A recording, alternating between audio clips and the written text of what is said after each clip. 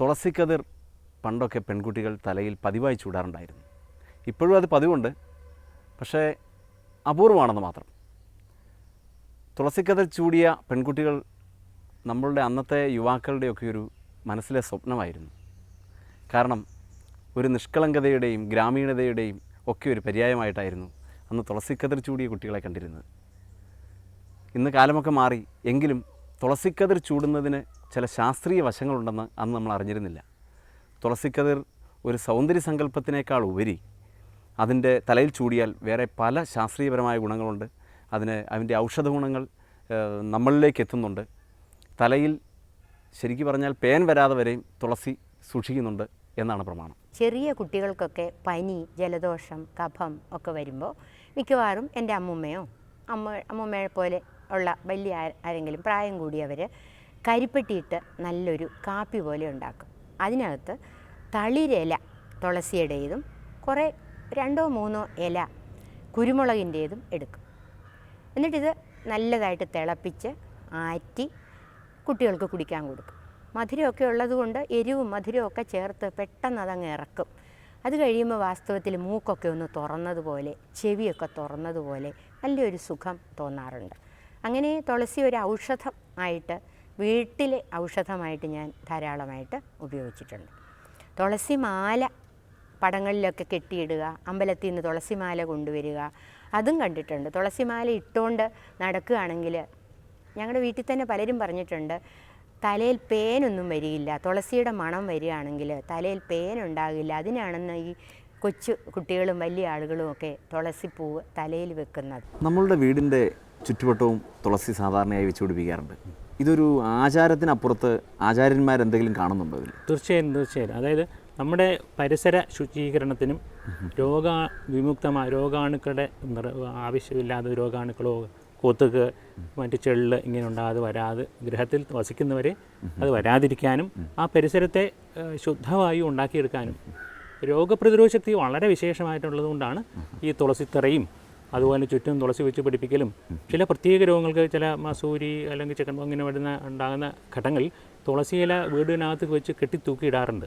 നമ്മൾ ആകെ ഒരു ശുദ്ധമായ മനുഷ്യനായിട്ട് മാറാൻ ഈ തുളസി പോലെ മറ്റൊരു സാധനം ഭൂമിയിലുണ്ടോ എന്നാണ് പഠിക്കേണ്ടത്. ഇതിന് അത്ര വളരെ പ്രഷ്യസായിട്ട് പ്രഭാവദ്രവ്യം ആയിട്ട് ആണ് പുരാണങ്ങളിൽ പോലും അത് തുളസി പുരാണം എന്ന് തന്നെ അങ്ങനെ വളരെ വിവക്ഷിക്കുന്നുണ്ട്. രാഗാതിരോഗാൻ സതതാനുഷക്താൻ അശേഷകായ പ്രസൃതാനശേഷാൻ ഔത്സുക്യമോഹാരതിതാൻ ജഘാന യോ പൂർവവൈദ്യായ നമോസ്തു തസ്മൈ. ഈ ശ്ലോകത്തിൻ്റെ വിവരണമാണ് കഴിഞ്ഞ ആഴ്ച പറഞ്ഞത്. അതിൽ രാഗാതി രോഗങ്ങൾ, ഔത്സുക്യാദി ഭാവങ്ങൾ ഉണ്ടാക്കുന്നു. ഇതിനെ നശിപ്പിക്കാൻ കഴിവുള്ള യഹാ ജഘാന തസ്മൈ അപൂർവ വൈദ്യായ നമോസ്തു. അങ്ങനെയുള്ള അപൂർവ വൈദ്യനായിക്കൊണ്ട് നമസ്കാരം. സാധാരണ വൈദ്യന്മാർക്ക് ജ്വരാദികളായിട്ടുള്ള രോഗങ്ങൾക്ക് ചികിത്സിക്കാനോ അതിന് വേണ്ട പഥ്യങ്ങളൊക്കെ നിർദ്ദേശിക്കാനേ പറ്റുള്ളൂ. അപൂർവ വൈദ്യനാണെങ്കിൽ നമുക്ക് ആത്മഗുണം അതുപോലെ മനോബലം, ഈ 2 ഗുണങ്ങൾ തരാൻ അപൂർവ വൈദ്യനായിട്ടുള്ള ദൈവത്തിന് മാത്രമേ സാധിക്കുകയുള്ളൂ. അപ്പോൾ നമുക്ക് ദൈവബലം, ആത്മബലം ഇത് രണ്ടും ഉണ്ടെങ്കിൽ രോഗത്തിനെ കുറിച്ച് അധികമായിട്ട് നമ്മൾ ഭയപ്പെടേണ്ടെന്ന് ഭാരതീയ ആചാര്യന്മാർ പ്രത്യേകം നിർദ്ദേശിച്ചിട്ടുണ്ട്. അതായത് തേഷാം കായ മനോധിഷ്ഠാനമപിദ്വിധ, കായാധിഷ്ഠിതമായിട്ടുള്ള രോഗങ്ങൾ അതുപോലെ മനോധിഷ്ഠിതമായിട്ടുള്ള രോഗങ്ങൾ, ശരീരത്തിലുള്ള മനസ്സ്. അപ്പോൾ മാനസികമായിട്ടുള്ള പ്രശ്നങ്ങൾ രോഗത്തിന് വലിയൊരു കാരണമാണ് എന്നുള്ളത് ആചാര്യന്മാർ പ്രത്യേകം എടുത്തു പറഞ്ഞിട്ടുണ്ട്. അതിൽ മനസ്സ് എന്ന് പറയുന്ന ഒരു ഇന്ദ്രിയം, ചില ശാസ്ത്രകാരന്മാർ മനസ്സിനെ ഇന്ദ്രിയമായിട്ട് അംഗീകരിക്കുന്നില്ലെങ്കിലും നമുക്ക് സുഖം ദുഃഖം ഇതൊക്കെ അറിയുന്നൊരു സാധനമാണ്. അഹം സുഖി അഹം ദുഃഖി എന്നുള്ള പ്രതീതി, ഞാൻ സുഖിയാണ് അല്ലെങ്കിൽ എനിക്ക് വളരെ വിഷമമുണ്ട് എന്നുള്ള പ്രതീതി മനസ്സ് തരുന്നത് കൊണ്ട് മനസ്സിന് ഇന്ദ്രിയത്വമുണ്ട് എന്ന് ഒരു വിഭാഗം അംഗീകരിക്കുന്നു. ന്യായശാസ്ത്രത്തിൽ തന്നെ സുഖാദ്യുപലബ്ധി സാധനം സുഖാദി ഉപലബ്ധി സാധനം ഇന്ദ്രിയം മനഃ എന്ന് വൈശേഷിക സൂത്രത്തിൽ ആചാര്യൻ പ്രത്യേകം എടുത്ത് പറയുന്നുണ്ട്. അപ്പോൾ മനസ്സിൻ്റെ അത്ര വേഗതയുള്ള ഒരു വസ്തു ഈ ലോകത്ത് വേറെ ഏതുമില്ല. ഈ മനസ്സിന് പോകാൻ പറ്റാത്ത സ്ഥലമില്ല, അതുപോലെ മനസ്സ് സഞ്ചരിക്കാത്ത പ്രദേശങ്ങളുമില്ല. അതുകൊണ്ട് ഈ മനസ്സിലുള്ള വികാരങ്ങൾ ആർക്കും അറിയാനുള്ള ശക്തിയില്ല, അത് നമുക്ക് മാത്രമേ അറിയുള്ളൂ.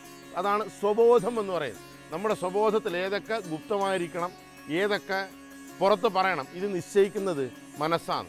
അപ്പോൾ ഈ മനസ്സിൽ ഉണ്ടാവുന്ന വിചാര വികാരങ്ങൾ, മാനസികമായിട്ടുള്ള സഞ്ചിത പാപം, ഇതിങ്ങനെ നമ്മുടെ ആത്മാവിൽ കുറേശ്ശെ അടിഞ്ഞു കൂടുകയാണ്. അപ്പോൾ ആ മാനസികമായിട്ടുള്ള പാപങ്ങൾ ഒരു ഭാഗത്ത്, അതുപോലെ നമ്മുടെ ഇന്ദ്രിയങ്ങൾ, മനസ്സ് തന്നെയാണ് അതിനെയും നിയന്ത്രിക്കുന്നത്. എന്നാലും ആ ഇന്ദ്രിയജന്യമായിട്ടുള്ള അല്ലെങ്കിൽ ഇന്ദ്രിയങ്ങളെ കൊണ്ട് നമ്മൾ ചെയ്യുന്ന പാപങ്ങൾ, അപ്പോൾ പാപങ്ങളെക്കുറിച്ച് ഒരു വലിയൊരു ലിസ്റ്റ്.